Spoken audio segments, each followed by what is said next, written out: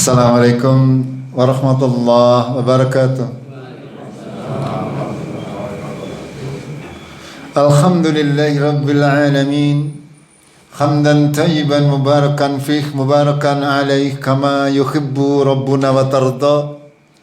Asyhadu an la ilaha illallah wahdahu la syarika lah wa asyhadu anna Muhammadan abduhu wa rasuluh.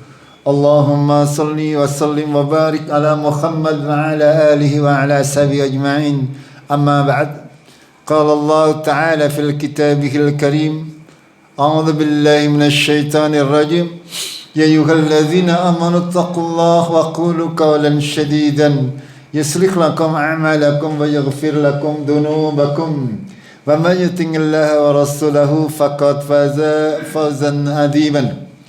Jemaah subuh rahimakumullah, kita akan lanjutkan kajian kemarin tentang ayat-ayat Allah Tabaraka wa Ta'ala yang mengatur segala macam seluk-beluk kehidupan kita di dalam membina rumah tangga agar menjadi rumah tangga yang sakinah, mawaddah warahmah. Jemaah rahimakumullah, kemarin kita sedikit sudah menyampaikan kepada panjenengan semuanya surat Al-Baqarah ayat 237 yang di akhir ayat Allah berfirman wa anta'fu aqrabu littaqwa wa la tansawul fadla bainakum innallaha bima ta'maluna basir.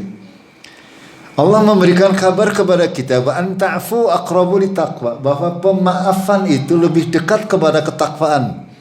Artinya kita ketika kita bermuamalah dengan masyarakat sekitar, ya kita berbicara secara umum terlebih dahulu, bahwasanya agama Islam ini mengajarkan kepada kita semuanya untuk bermudah-mudahan di dalam bermuamalah. Artinya ketika kita dalam keadaan apapun juga diperintahkan oleh Allah untuk mempermudah segala sesuatu. Yassira wala tu'assira, kata Rasulullah. Permudah, jangan dipersulit. Ini sebuah kaidah yang harus dijadikan pegangan oleh kita semuanya. Di dalam setiap permasalahan, kita semestinya membuat segala sesuatu urusan itu mudah bagi kita semuanya. Artinya mudah ini bukan berarti dimudah-mudahkan, juga tidak. Artinya kalau memang bisa dibikin sederhana, kenapa harus dibikin sulit? Itu seperti itu. Karena Allah Tabaraka wa Ta'ala memperingatkan kepada kita dalam lanjutannya, wala tansawul fadla bainakum. Janganlah kalian melupakan keutamaan kalian di antara kalian. Sebagai seorang muslim, Allah sudah memberikan kita keutamaan-keutamaan sebagai manusia pilihan yang dipilih oleh Allah untuk menjadi syuhada 'alan nas, menjadi saksi bagi seluruh manusia bahwa ajaran agama Islam ini membawa kebaikan bagi rahmatan lil alamin, bagi seluruh alam. Sehingga kita harus menjadi role model, menjadi contoh yang terbaik di kalangan orang-orang yang ada di dunia ini. Jangan justru malah seorang muslim menjadi orang yang terburuk di antara orang-orang yang lain. Di sini Allah mengajarkan kepada kita ya untuk berbuat kebaikan, mempermudah segala urusan, dan kita diperintah oleh Allah untuk mengeluarkan keutamaan dalam diri kita, sifat pemaaf, sifat pemberi, sifat pemberi segala sesuatu dengan mudah. Ini untuk masyarakat, apalagi kepada istri kita atau suami kita. Harusnya lebih lagi, lebih dipermudah lagi. Ya. Untuk urusan ekonomi, untuk urusan dapur, semuanya monggo untuk dipermudah. Jangan sampai antara suami dan istri terjadi salah pemahaman. Ya, masing-masing mempunyai hak dan kewajiban yang sudah diatur oleh Allah Tabaraka wa Ta'ala. Ma'alal maulidilahu rizquhunna wa kiswatuhunna bil ma'ruf. Tugas atau kewajiban kaum laki-laki adalah memberi nafkah, rezeki dan pakaian kepada suami, kepada istri dan anak-anak secara ma'ruf. Secara ma'ruf artinya sesuai dengan kesanggupan dia. Ini harus kita fahami sebagai kaum laki-laki. Ya, tanggung jawab kita besar. Ya, agar supaya difahami oleh kita semuanya. Akan tapi tidak usah dianggap sebuah beban yang berat berlebihan. Karena itu memang sudah menjadi kodrat kita. Dan Allah sudah menjanjikan pahala yang lebih berlipat. Ya, karena memang Allah tidaklah membebani kecuali sesuai dengan kesanggupan kita. Kita diperintahkan oleh Allah Tabaraka wa Ta'ala untuk memberi rezeki kepada anak dan istri kita, baik makanan, pakaian maupun tempat tinggal yang layak, yang lebih dari standar. Ya, agama Islam senantiasa seperti itu. Ketika kita diperintah oleh Allah untuk memberikan nafkah kepada istri-istri kita, ya, Allah memerintahkan untuk memberikan nafkah lebih dari kebutuhan dasar. Sekali lagi, ya, jangan dipas-pasna, itu ya, diberikan kelebihan anggar banter kalian jawab anggar langka sih udah kayak langkang ya. Ini kita bercerita laki-laki ada, makanya la yukallifullahu nafsan illa wus'aha. Kita tidak dibebani kecuali sesuai dengan kesanggupan kita. Yang dimaksud di sini adalah ketika kita sanggup untuk memberikan misalnya 100.000, ya misalnya sehari, misalnya kok panjenengan saya kata ibu baik, misalkan itu tidak boleh dalam agama syariat agama Allah. Ya kalau panjenengan mampu untuk memberikan 100.000, ya berilah 100.000, syukur ditambahi itu. Ya itu lebih dari standar.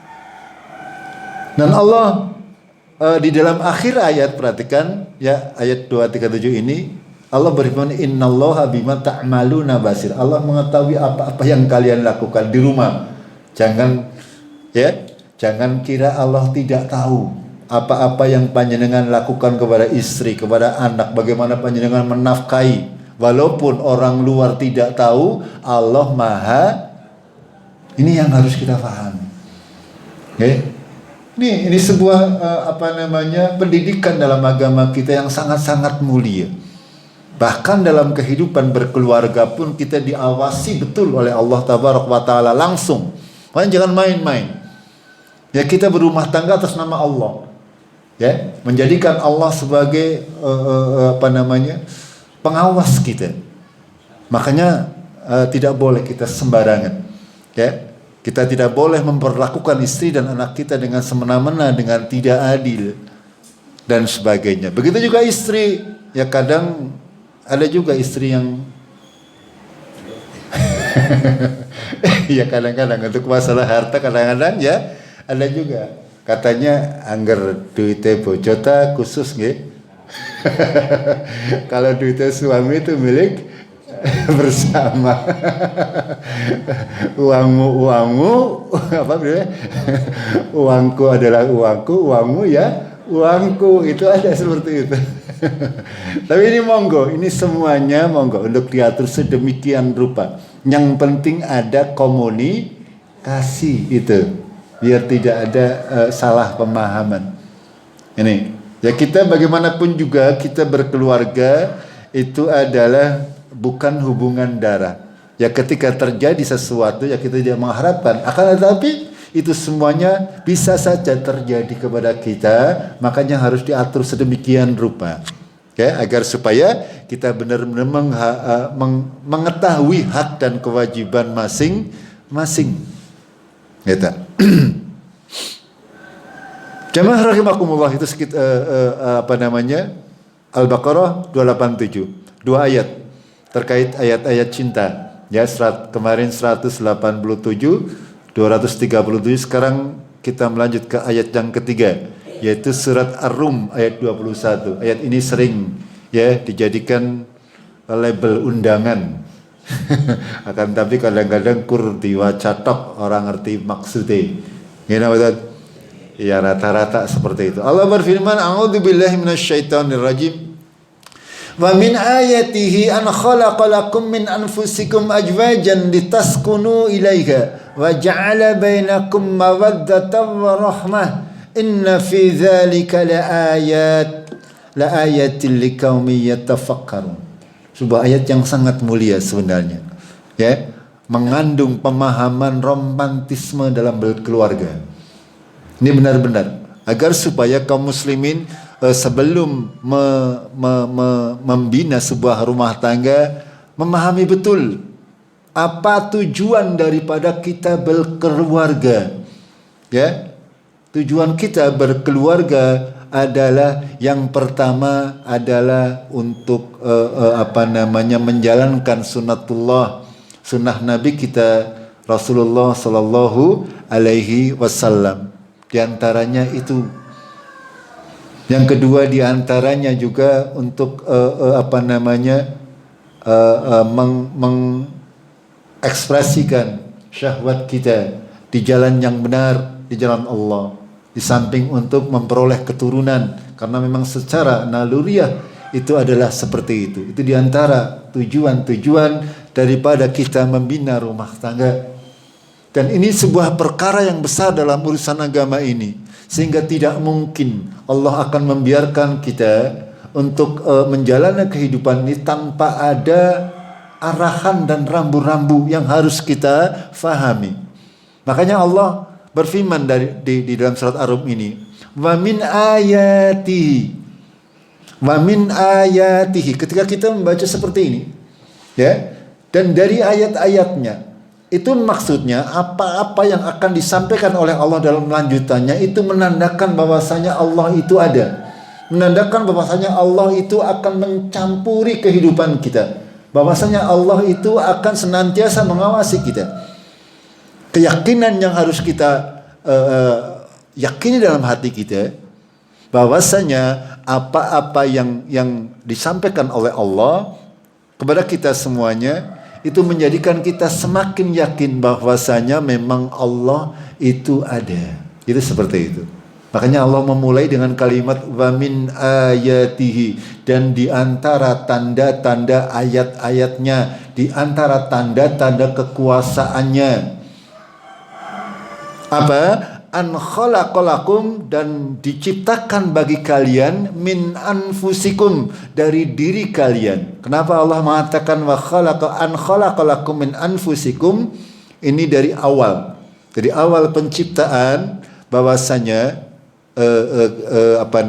perempuan atau wanita diciptakan dari bagian dari tubuhnya seorang pria, yaitu Nabi Adam. Ya, Hawa itu diciptakan dari bagian dari tubuh Nabi Adam, yaitu tulang rusuk. Gitu. Akan tapi pada perkembangannya ya tidak seperti itu. Sama penciptaannya seperti laki-laki yang lain. Ini hanya menjelaskan kepada kita semua secara fitrah. Ya, secara fitrah kaum wanita, ya, kaum wanita adalah seperti itu. Secara fitrah mereka adalah kaum yang lemah, baik secara fikir maupun secara hati. Ya, ini yang harus kaum laki-laki sadari, agar supaya kita memang bisa mendidik mereka sebaik mungkin. Kata Rasulullah, wanita itu diciptakan dari tulang rusuk yang paling rapuh, yaitu bagian paling atas. Kalau kita mendidiknya dengan keras, maka menjadi patah. Makanya harus dididik dengan lemah lembut. Itu seperti itu. Bagaimana? Ya, agama Islam ini sungguh luar biasa. Ya, menempatkan kaum wanita setinggi-tingginya, menjadikan kaum wanita menjadi ratu di rumah suaminya. Itu seperti semestinya, nggih. Semestinya. Walaupun pada kenyataannya mungkin tidak seperti yang diharapkan, akan tapi kita berusaha untuk ke arah situ. Ya, An khalaqalakum min anfusikum azwajan. Allah menjadikan dari diri kalian istri-istri litaskunu ilaiha, supaya kalian nyaman kepada mereka, kepada istri-istri kalian. Allah lah yang menjadikan kita merasa bahwa kita mencintai istri kita, merasa nyaman dengan istri kita. Salah satu di antara tujuan kita menikah adalah kita bisa menjadikan istri kita tempat kita bersandar, tempat kita membuat kita merasa tenang. Kemarin seperti yang sudah kami sampaikan, di antara ciri-ciri orang yang bahagia adalah rindu pulang ke rumah, rindu kepada pelukan istri tersayang. Nggih? Nggih mboten? Iya, panjenengan pun sayang-sayangan apa dereng?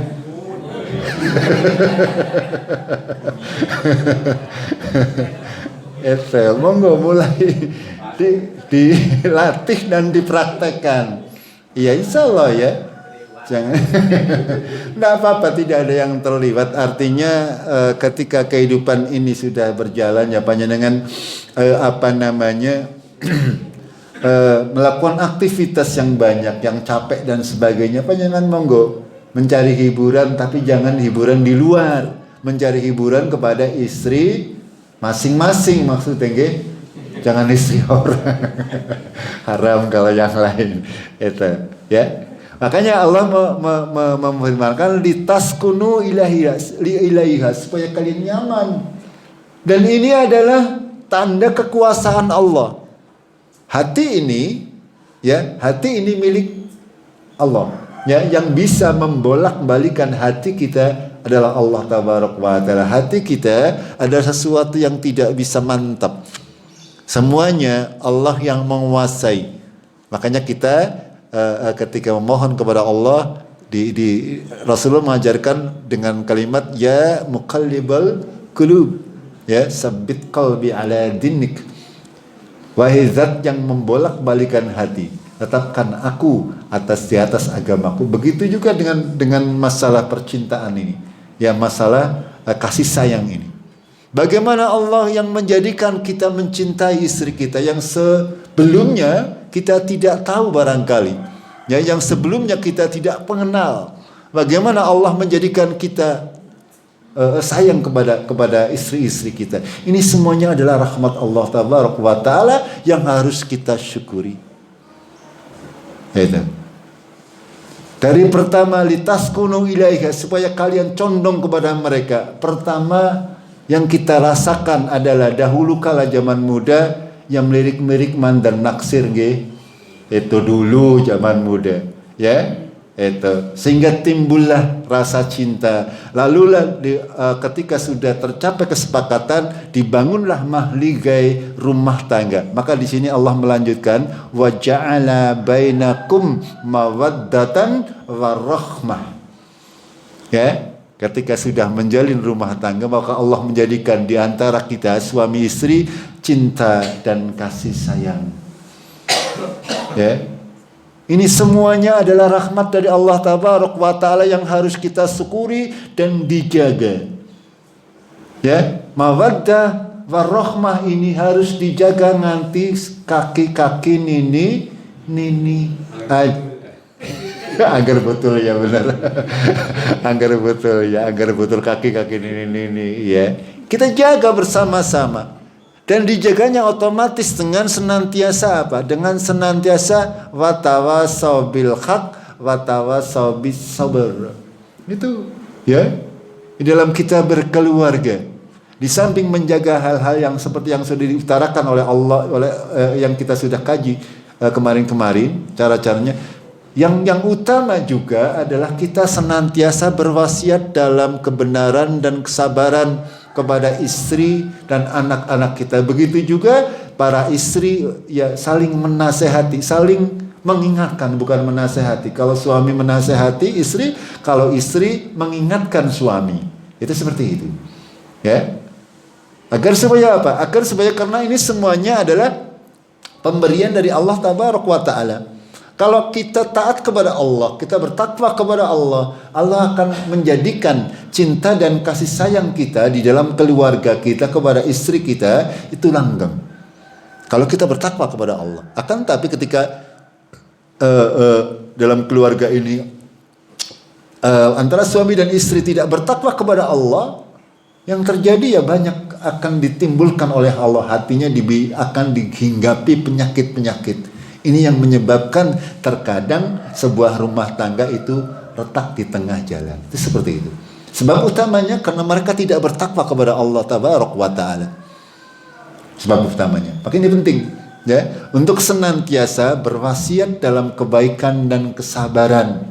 Seorang suami senantiasa mengawasi sang istri ya. Apabila dalam ibadahnya, dalam berpakaiannya, dalam pergaulannya, itu semuanya dikontrol, ya, diawasi dan diajari. Seorang suami itu harus punya ilmu agar supaya bisa mengajari istri itu. Ya, gimana betul? Sokan diajarin apa betul? Apa bojone lebih pintar? Diajari si Ciwis. Jawaban 5. Itu ya. Monggo untuk bisa ya bagaimana ya dalam kehidupan sehari-hari kita, karena kita ini berlandaskan agama, yakin bahwasanya Allah itu mengawasi kita semuanya, kepada suami maupun istri. Istri juga punya kewajiban, yaitu mengingatkan para suami dan anak-anaknya, mengontrol ibadah anak-anaknya. Seorang ibu semestinya ya itu membuat absen untuk sholat anak-anaknya mulai umur 7 tahun. Ya, mulai umur 7 tahun di absen. Ya, subuh sholat apa ora, duhur sholat apa ora, setiap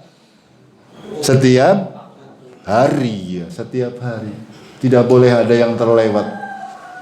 Ini sampai anak kita balik, sampai anak kita dewasa. Kalau tidak seperti itu susah ya untuk mendidik anak kita menjadi orang-orang yang mendirikan sholat.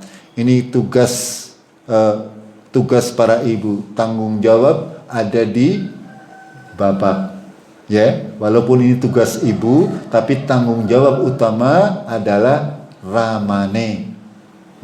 Apa tadi rama gue? Makanya di samping ibunya bertugas, Rama juga harus mengontrol agar supaya semuanya berkesinambungan dengan baik. Seorang istri juga berkewajiban untuk mengingatkan suami jika suaminya lagi malas mari masjid, senengnya nang omah. Oh, karena durak bae nggih. Wong lanang kok salate nang omah. Karena mari masjid gue nggih, ibu-ibu nggih. Ya, seperti itu. Jangan sungkan-sungkan. Kalau untuk kebaikan ya tidak akan pernah salah, tapi juga dengan cara yang ma'ruf, dengan bahasa yang lemah lembut. Mas, itu ya contohnya. Itu seperti itu ya. Dengan cara-cara yang lemah lembut, jangan dengan cara yang kasar. Karena kalau cara yang kasar biasanya lanangnya metusu. Itu seperti itu ya. Monggo ya. Komunikasi penting agar supaya bisa berjalan watawassaw bil haq watawassaw bis sabr. Itu ya. Makanya di akhir ayat Allah berfirman, inna fi dzalika laayatil liqaumin yatafakkarun. Sesungguhnya yang demikian itu terdapat tanda-tanda kebesaran Allah bagi orang-orang yang mau tafakkur, mau memikirkannya. Ya, kita ini diberikan oleh Allah penglihatan, pendengaran, hati, akal, semuanya bukan untuk anggur-angguran, ya. Akan tetapi untuk tafakkur, untuk tadabbur, untuk tadarrus, untuk senantiasa zikrullah. Jangan biarkan akal kita, hati kita banyak nganggurnya. Sering gunakan untuk tafakkur, untuk memikirkan kalimat-kalimat Allah, untuk memikirkan ayat-ayat Allah. Banyak sekali kalau kita mau sedikit saja meluangkan waktu kita.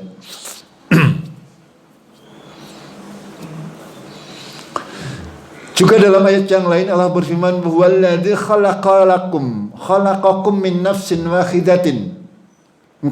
Dialah yang sudah menciptakan kalian dari diri yang satu, yaitu Nabi Adam. Wa ja'ala minha zawjaha, dan dijadikan baginya istrinya, liyaskuna ilaiha, agar dia merasa senang kepadanya.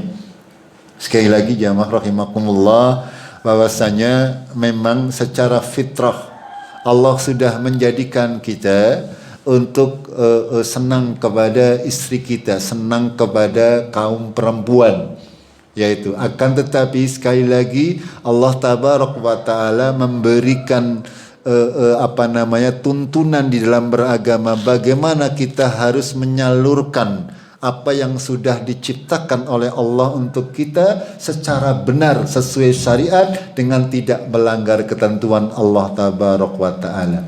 Itu tadi ya, surat Ar-Rum ayat 21. 10 menit satu lagi.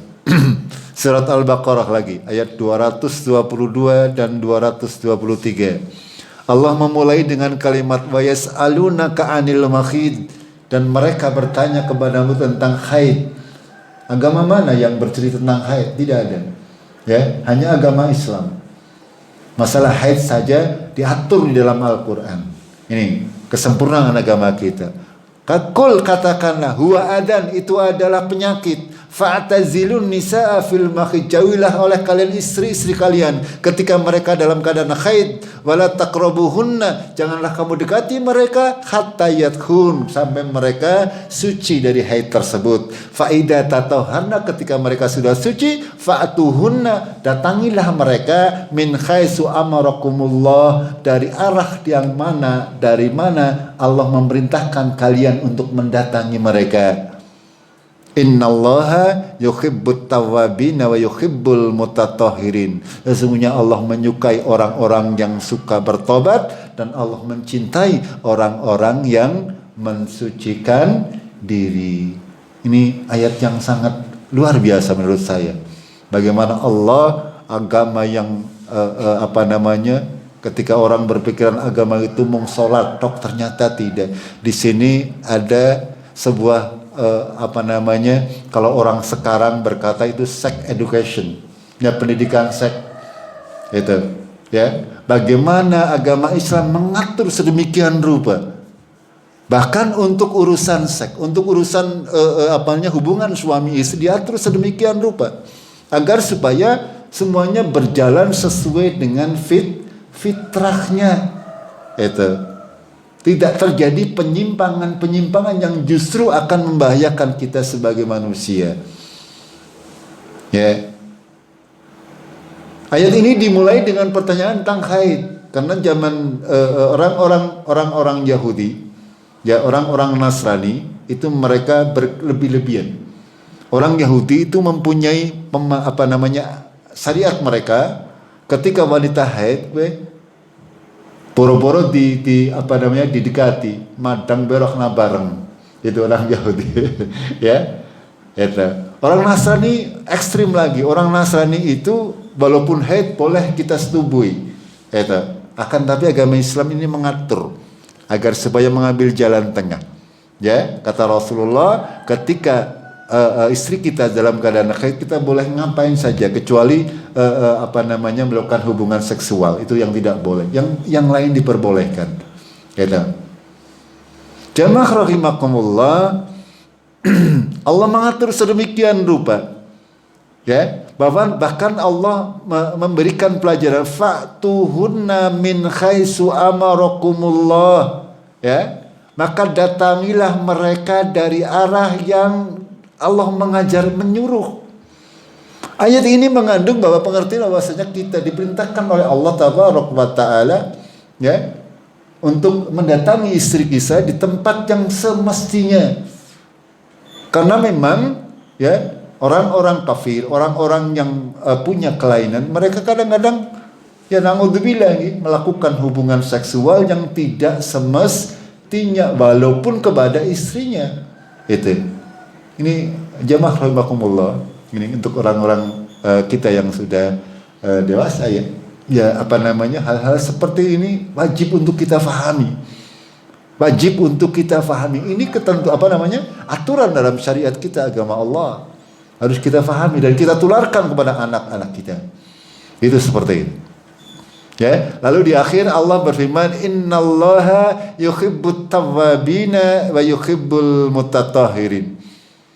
Ya, Allah menyukai ya orang-orang yang bertobat dan mensucikan diri. Allah senantiasa menjadikan kaum muslimin sebagai orang-orang yang suci, ya, lahir dan batin. Itu. Kita tidak diperintahkan oleh Allah untuk mendatangi istri-istri dalam keadaan haid, karena itu adalah adan, kata Allah, kotoran, penyakit, harus kita jauhi. Itu. Lalu Allah melanjutkan. Ini juga penting untuk kita fahami. Nisa'ukum kharsul lakum. Istri-istri kalian adalah, kata Allah, khars, ladang, sawah bagi kalian, bagi suami. Ya, ladang atau kebonan bagi suami. Fa'tu kharsakum anna syi'tum. Maka datangilah sawah ladang kalian sebagaimana engkau sukai. Kenapa turun ayat ini? Zaman Rasulullah, ya, orang Yahudi mengatakan, barang siapa yang mendatangi istri dari belakang mereka, ya, maka anaknya akan bermata juling, katanya. Ya, anaknya akan bermata juling. Itu akidah orang-orang Yahudi, menakut-nakuti. Dan ini Allah memberikan memberikan pemahaman yang benar. Kata Allah Tabarak wa Ta'ala bahwasanya dari manapun, ya, yang penting sesuai dengan ketentuan syariat, itu Allah meridhoi hal-hal seperti itu. Bahwasanya suami atau istri adalah diibaratkan sawah ladang bagi kaum laki-lakinya, bagi suaminya. Maka boleh dari mana saja dia mau mencangkul sawahnya. Itu seperti itu. Yang jelas bahwasanya ini juga seperti yang dikhabarkan oleh Rasulullah Sallallahu Alaihi Wasallam, karena memang hal seperti ini adalah sesuatu yang sudah fitrah bagi kita kaum manusia, ya, baik laki-laki maupun perempuan. Di dalam perkara ini, monggo untuk senantiasa dikomunikasikan, ya, dikomunikasikan agar menjaga tadi mawaddah marahmah, ya, agar supaya langgeng. Ya, karena kalau tidak dikomunikasikan juga bisa akan menjadi penyebab sebuah keluarga itu menjadi retak. Ini pelajaran yang sangat mulia, ya, pelajaran yang sangat mulia. Terutama yang mungkin yang masih mudah-mudahan kalau sing tua sih yang ngerti dewek. ya hal-hal mungkin seperti itu sudah tidak bukan merupakan prioritas lagi. Akan lebih yang mudah-mudahan ini monggo senantiasa dikomunikasikan. Ya, ini harus dipahami oleh kita semuanya. Karena memang Allah mengajarkan kepada kita sampai detil. Ya, agama Islam itu bahkan Arab nguyuh baik anak ketentuan nih. Okay? Jangankan urus perkara-perkara yang lain. Lalu Allah melanjutkan, ini mulai lagi. Waqaddimu li anfusikum. Apa maknanya? Ya, waqaddimu li anfusikum. Apa? Ya, waqaddimu. Lakukan pendahuluan. Ya, pemanasan terlebih dahulu. Ini subhanallah. Ya, ayat Al-Qur'an akan tapi sangat pendidikannya meliputi segala sesuatu.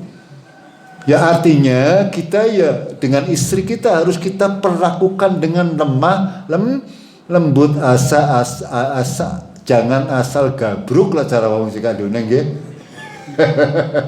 Itu seperti itu. Ini semuanya adalah pendidikan yang harus dijalani. Ya, waqaddimu li anfusikum. Akan tapi kata Allah, wattaqullah, bertakwalah kepada Allah, ya. Semuanya harus dilakukan sesuai dengan syariat. Ya, berdoa dulu seperti diajarkan oleh Rasulullah. Bismillah dulu, aja terburu buru. Itu seperti itu. Jamaah rahimakumullah. Terakhir Allah berfirman, wa'lamu, ketahuilah, annakum mulaquhu, kamu sekalian akan bertemu dengan Allah.